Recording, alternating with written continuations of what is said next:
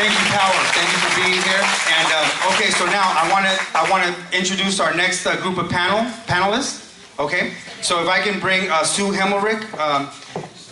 One day you'll get it right. Okay, Sue Hemmelrich, right? Hemmelrich from the Planning Commission, Santa Monica Planning Commission. Armin Melkonian, founder of Residocracy.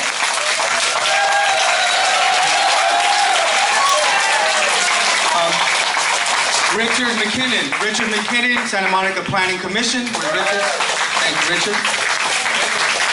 And Amy A, but I'm gonna try it out. Amy Oxtaconis. Amy Oxtaconis. Thank you, Amy. Okay, so as we go on to the next panel, we understand what was just said by Power, that we have to organize ourselves. Make sure that everyone that leaves here today, we have a petition as well as a sign-in sheet. We need to get everybody's name, phone number, email, because this is the only way that we build power, that we keep building, that we keep in communication. This is not going to be a one-time town hall meeting. We're going to continue to follow up, working with the different neighborhood associations, working with Residocracy, all the different sponsors of this meeting today. We're going to continue to work together and broaden our outreach with groups like Power and other organizations throughout the west side of Los Angeles or throughout Los Angeles to build the type of movement that's going to help us stay in our homes here on the west side. So with that, I want to, the title of this next panel is Participation, Civic Engagement, and Policy Solutions, because we need to change the rules. I mean, there was one interesting point that was said, that for Community Corporation of Santa Monica, we know that it's affordable housing. We think that's a good policy, that's a good practice for the city to have money dedicated for affordable housing. That's part of the solution. We know that living wage jobs, that we ensure that there's living wage jobs in the city of Santa Monica. That's part of the solution as well, right?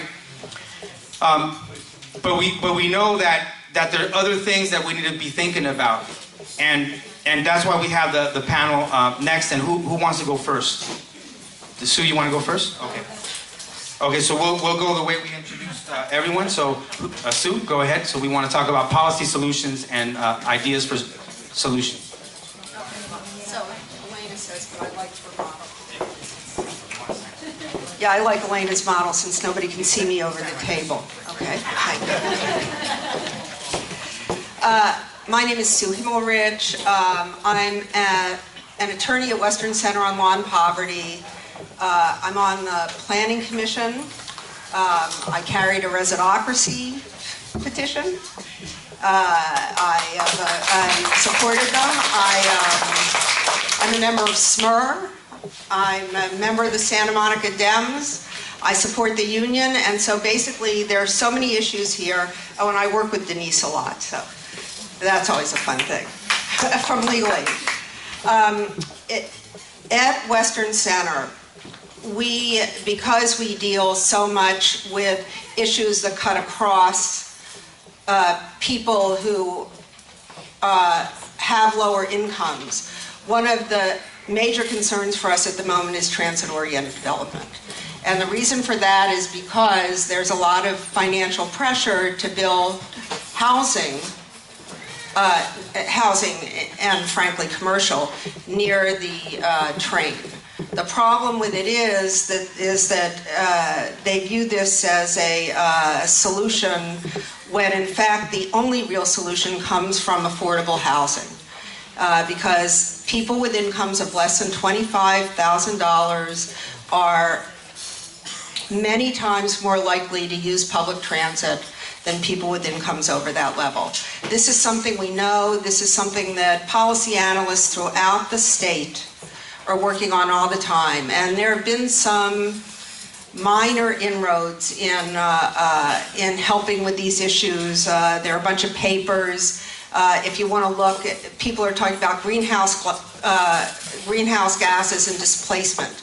I think that we all understand that it doesn't do us any good if we take a neighborhood like the Pico neighborhood and displace the residents who will be the most likely people to use the transit and replace them with expensive office and expensive condos and apartments. And so we work on these issues. It is an uphill battle.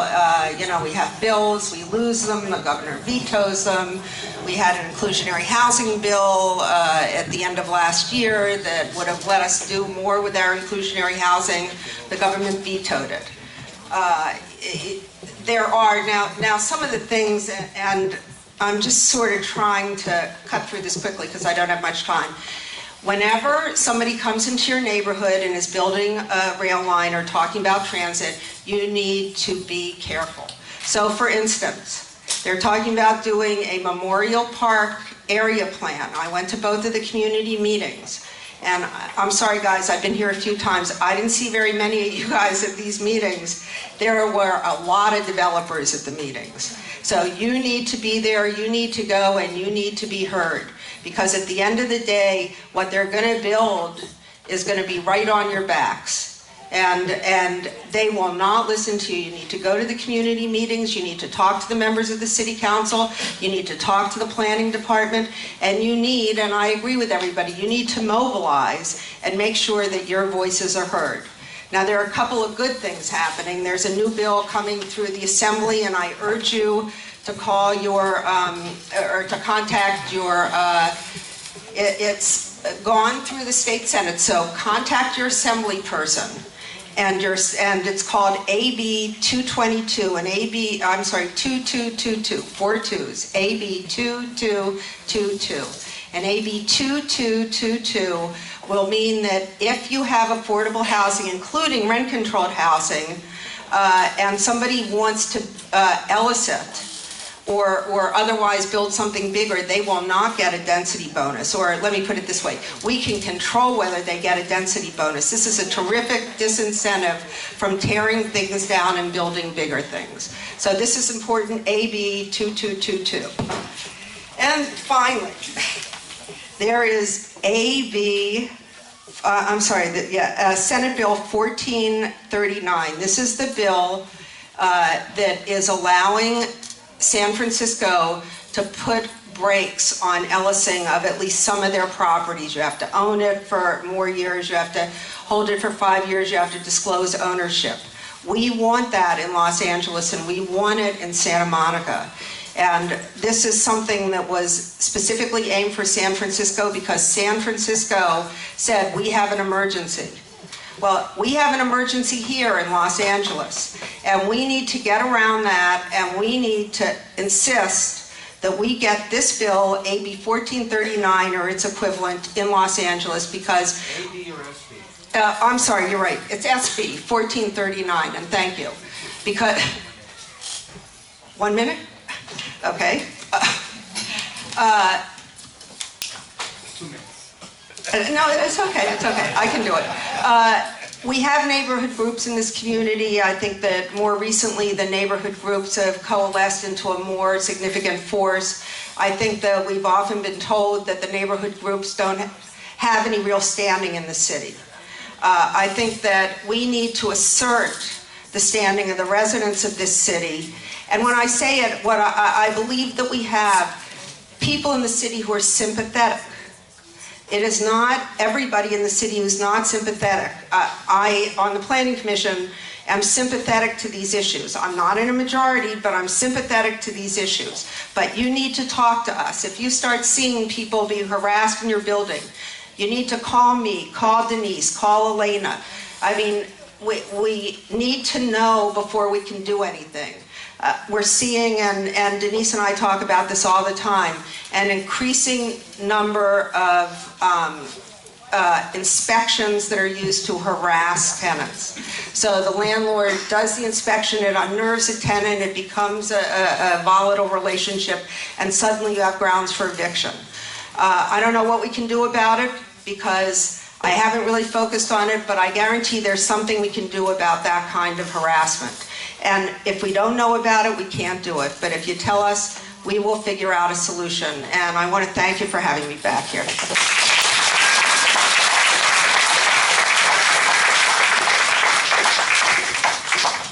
Hello everyone, my name is Richard McKinnon and I'm a member of the Planning Commission. And 2 years ago I ran as a City Council candidate and I talked a lot about development, and a lot of people thought that I was joking when I said there were going to be a lot of problems coming up. But we're starting to see now those problems one after another come true. And what is true is that the Pico neighbourhood is under threat. You all know it, we know it, and we have to do something about it. We can't stand idly by. This neighbourhood and the people in this room and the residents of this neighbourhood are under threat because right round Santa Monica and around Los Angeles and around the United States, people look at this neighbourhood and think this could be a gold mine for them. That they could arrive and they could change what's here. They could change the streets. They could change the old buildings that are here. They could change the remarkable sense of community and togetherness. And most of all, look around this room. They think they could change the people who live here, and they could swap in a whole lot of new people who have a lot more money, and then they, the developers, could leave with that cash and live somewhere else. That's the threat that we have. And so there are a few things that we can do if we're leaders in this community. And as a member of the Planning Commission, I am one of those appointed leaders. Tonight you have a couple of other elected leaders, Ted Winter in the back there, and over here you have Kevin McCurry.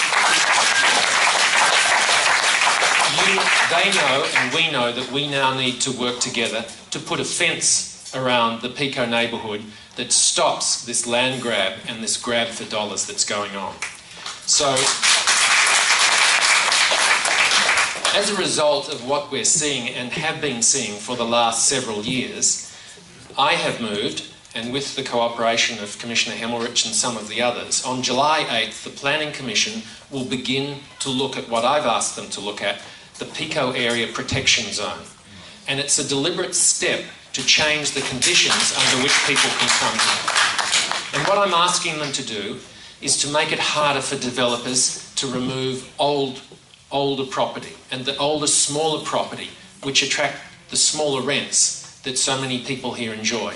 I'm asking them to stop the amalgamation of lots, to measure lots differently. These are all technical ways of us stopping developers, to keep the heights down and to make it so difficult that people start to look elsewhere. It's a start. Our commission is entitled to look at that. Our commission is entitled to change the zoning in the city, to ask that the land plans be changed. And once we've done that, with the cooperation of a couple of other commissioners, our intention is to move it as an emergency motion towards the City Council for these guys to do something about it rapidly. If we thought we could wait, we learnt down here on 20th that we can't.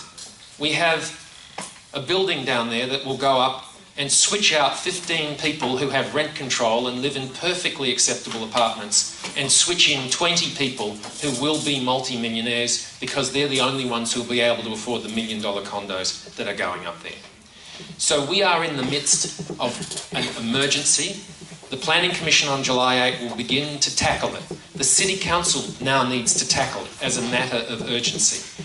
And to drive that on, the people in this room need to put their hands up and start to speak up behind the leadership of the Pico neighbourhood and begin to represent themselves and their demands. Maybe 20, 25 years ago, the people in Ocean Park did exactly that.